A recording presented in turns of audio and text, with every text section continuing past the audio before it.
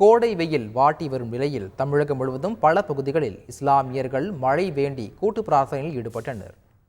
புதுக்கோட்டை மாவட்டம் இலுப்பூர் அருகே உள்ள பரம்பூர் கண்மாயில் முஸ்லிம் ஜமாத் சார்பில் கண்மாயில் தக்பீர் முழக்கத்துடன் மழை வேண்டியும் விவசாயம் செழிக்கவும் தொழுகை நடத்தி சிறப்பு பிரார்த்தனை நடத்தப்பட்டது.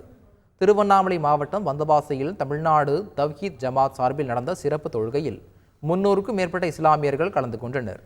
ஈரோடு கருங்கல்பாளையம் ஜன்னத்துல் பிர்தோஸ் பள்ளி வாசலில் 500க்கும் மேற்பட்ட இஸ்லாமியர்கள் ஒன்று கூடி சிறப்பு தொழுகையில் ஈடுபட்டனர்.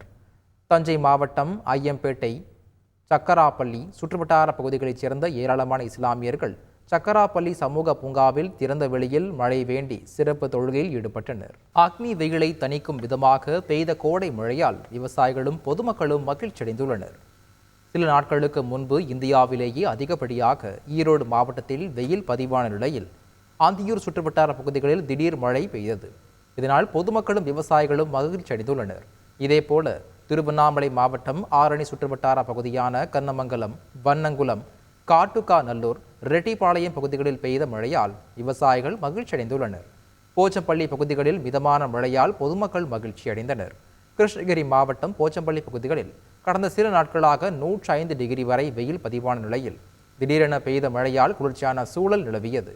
பென்னாகரத்தில் இரவு நேரத்தில் இடி மின்னலுடன் கோடை மழை பெய்ததால் வெப்பம் தணிந்து பொதுமக்கள் நிம்மதி அடைந்தனர். கத்திரி வெயில் தொடங்கி உள்ள நிலையில் வேலூர் உள்ளிட்ட இடங்களில் சூறை காற்றுடன் பெய்த திடீர் மழையால் வெப்பம் தணிந்து குளிர்ச்சியான சூழல் நிலவியது.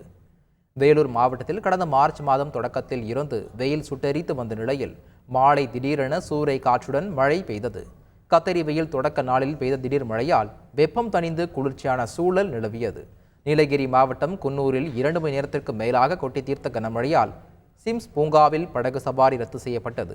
தேனி மாவட்டம் கம்பம் அருகே உள்ள அணைப்பட்டி, காமைய கவுண்டன்பட்டி உள்ளிட்ட பகுதிகளில் 15 நிமிடத்திற்கு மேலாக சாரல் மழை பெய்தது. திடீரென மழையால் அந்த பகுதியில் வெப்பம் சற்று குறைந்துள்ளது.